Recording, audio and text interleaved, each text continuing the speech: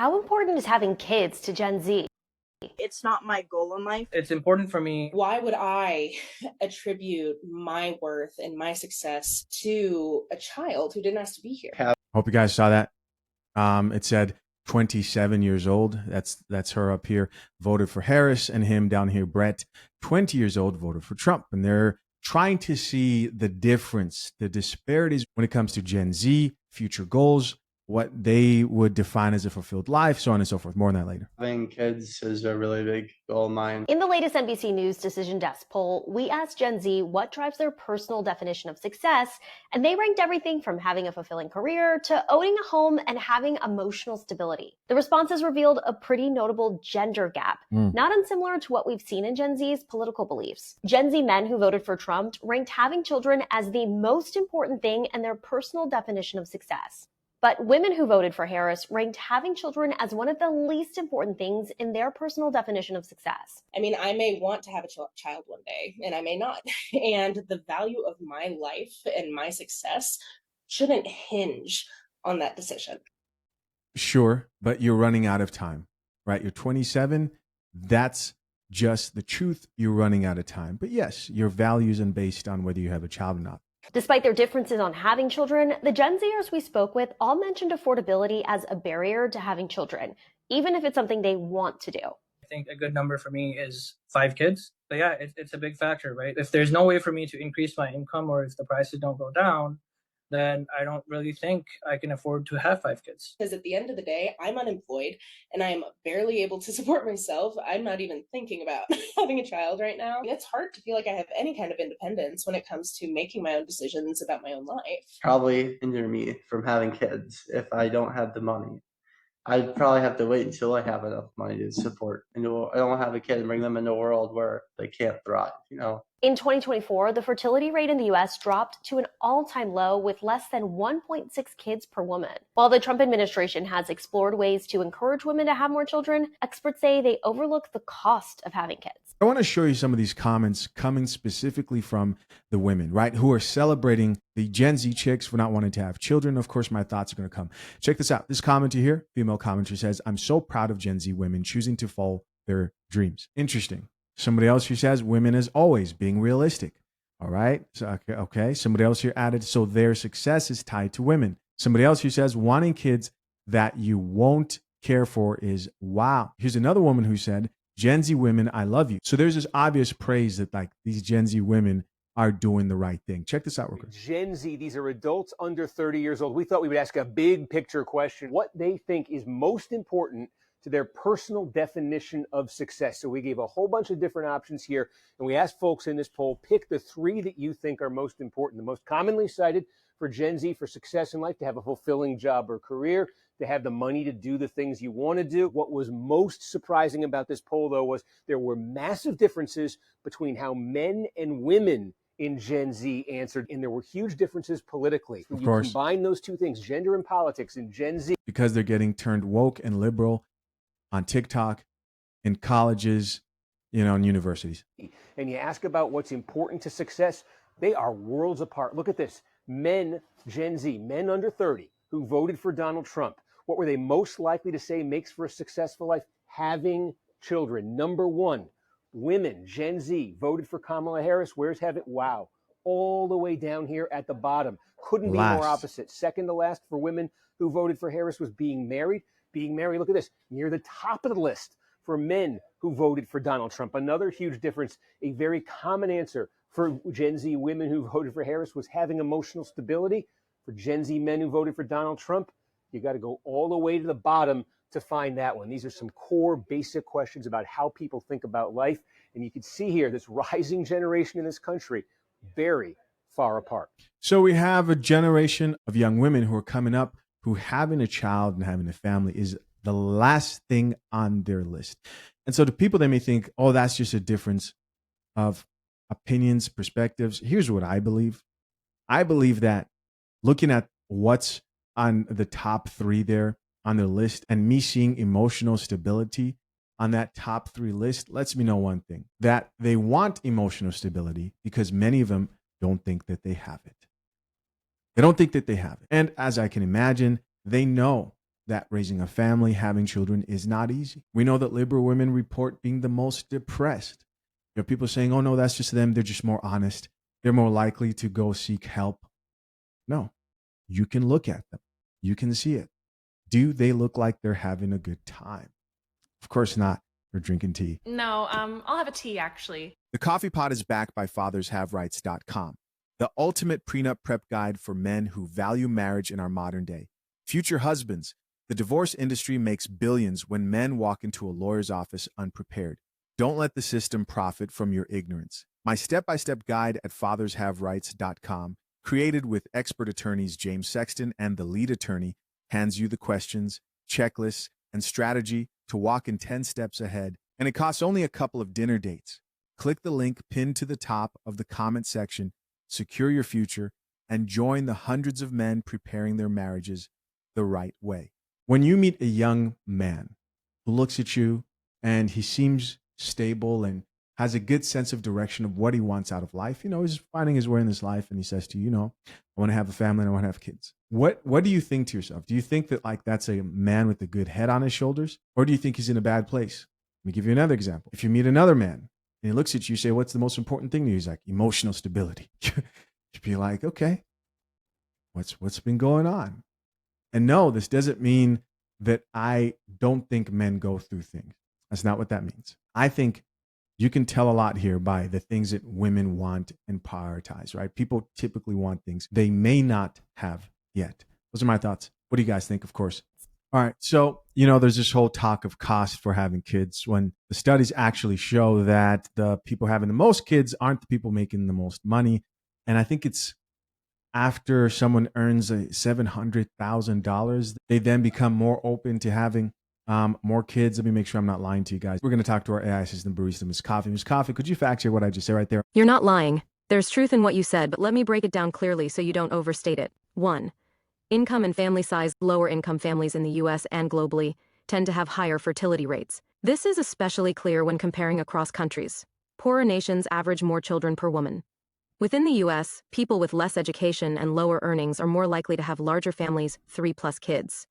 2. Higher income families, higher earners, think households making $70,000, $100,000, $200,000 plus, are much more likely to stop at 1 or 2 kids. Reasons: cost of raising kids, housing, childcare, education, career pressures, and lifestyle preferences. Surveys consistently show that people in wealthier brackets say they want 2 children, but fewer actually hit that number due to delayed marriage, fertility decline with age, and lifestyle trade-offs. 3. The 700 figure, there isn't a hard cutoff, but your point holds conceptually. Once families hit comfortable income levels, they tend to choose quality over quantity, investing heavily in fewer kids rather than having many. Sociologists often phrase it as, wealthier families maximize investment per child, while lower income families maximize number of children.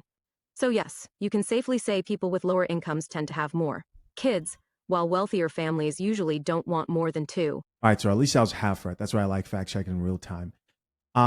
One thing that I know is different is people today want more things, right? They want to travel more. They want to go on vacation. They want more experiences than a lot of people wanted in the past. So when a lot of people say, I can't afford kids, it just doesn't mean I can't afford kids. It usually means I can't afford the lifestyle I want and the kids. The feminism movement didn't unite women, it split women. I feel totally Wait, listen, 50% of young women don't want to have children. They're really preoccupied with making money and materialism. But we're still looking at a society that is increasingly telling women where they could be better. But sometimes feminism expects women to be prioritised, and both sexes want the privileges without the responsibilities. Can I just add, we are producing women and men who are and I'll tell you what I mean by that. It'll be an interesting discussion. We're joined by 3 leading and outspoken voices in female societal issues with very different opinions. To unpack the choices and consequences women face in modern society. The sexual revolution gave women freedom. But things like the washing machine, women entering the labour force, the pill had enormous social changes. For instance, it gave the illusion that sex was consequence-free. But the second wave of the feminist movement was every woman should want free sex, and yet 82% of young women are depressed and anxious after casual sexual encounters. Or every woman should want to go out to work and leave their children in daycare. But we are doing terrible damage to our children by putting them in daycare. This strain of feminism has basically aspired as much as possible to make women like men. And now gender roles are changing. And we've gone so far, so we have women dominating men. How are we dominating men, though? Oh, my goodness. 60% of college students are women. That's men, not us dominating no, women. let me finish. Young men are afraid of women and the power they have over them. Oh, God, to blame feminism for those things. I mean, it's insane. Do you think that America would be stronger if more women held traditional gender roles? Oh, 100%. I say no. It's outdated. I believe traditional gender roles strengthens the family.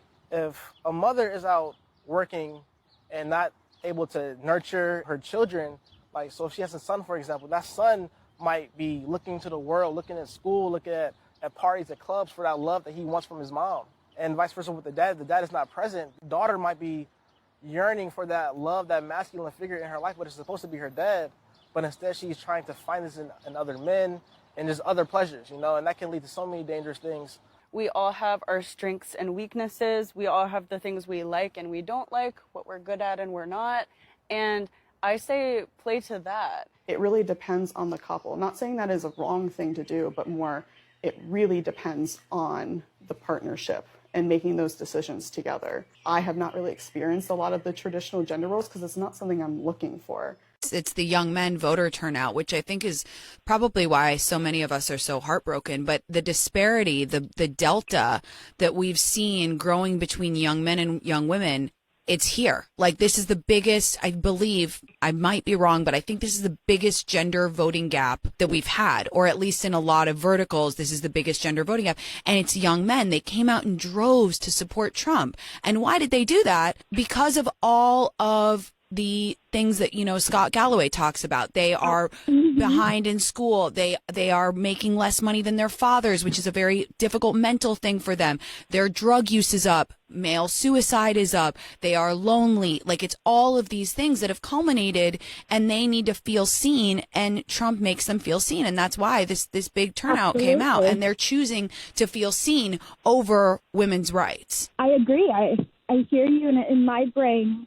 Like, I'm 24 right now, so I always see it as men want to save, they feel like they need to save us. And the minute we were becoming established and independent in every part of our life, and we didn't need savings in either job or social life, we're so self-conscious now, and it's ridiculous. Right. And I think, and yeah. You see that in dating, too. Oh, my God, New York dating. But exactly. Yeah, you think about how it's presenting in dating. You think about, like, my community of women and how so many women that listen to my show and that follow me are having a lot of trouble with dating. And that is because like there isn't enough men, which is something I've been saying for a while. There's a mismatch. There's literally a mismatch right now. I also think, like, to your point, women have been on the rise. Like, you even think about the last few years. You think about Beyonce's world tour. You think about Taylor Swift's tour. You think about the Barbie movie. You think about Brad Summer, and all of this energy and power that has been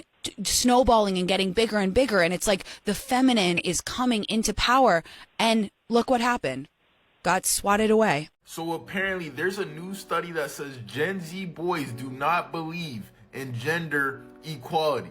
And when you look at these numbers, it's honestly kind of insane. The boys that were surveyed were in 8th and 10th grade, and they were asked questions like, a woman should have the same job opportunities as a man. In 2018, 84% of them agreed, but in 2023, 72% agreed. And if you look at the agreed completely numbers, it's even worse. Look at this question. Men and women should be paid the same money if they do the same work. In 2018, 72% of these boys agreed with this completely. In 2023, 57%. That's crazy.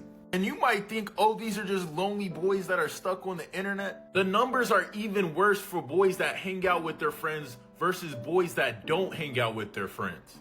And the same trend occurs amongst boys that date girls versus boys that don't date girls, which is almost counterintuitive to what you would initially think. But basically, the boys that are dating girls are actually more against gender equality than the boys that aren't dating girls. I can't say I'm surprised by this study considering how our society currently looks, but the drop-off in the numbers are still pretty insane. Gen Z men and Gen Z women are going in very different directions. In fact, Gen Z men are bucking what's been a trend for both genders, and they're going back to church. Statistically, millennials are the least religious generation, and Gen Z has generally been following that trend. But recently, a divide has opened up. Young men are becoming more religious, while women are leaving the church at unprecedented rates. So what's going on? According to Slate, both groups are actually searching for something similar, structure and purpose, but they're finding it in very different ways. Many young women say conservative churches push sexist values, restricting their roles and choices, especially when it comes to issues like leadership and reproductive rights. In fact, 65% of women under 30 say churches don't treat men and women equally. But in society, for young women, they have more opportunities than they've ever had. So why would they stay in a place that made them essentially second-class citizens? Young men, on the other hand, are feeling disconnected. Studies show they're more likely to feel lonely, isolated, and unsure about their place in the world. Religion offers them structure, clear rules, and a sense of belonging. Churches promise them meaning, order, and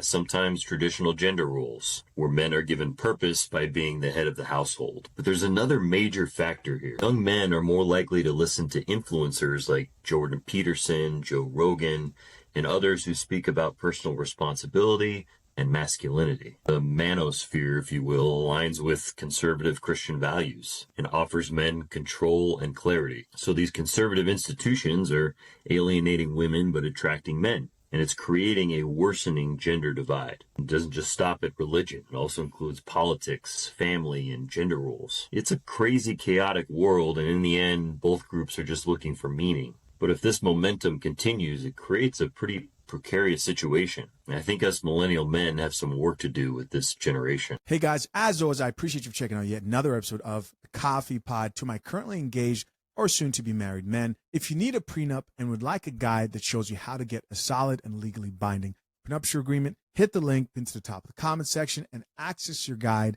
at fathershaverights.com today.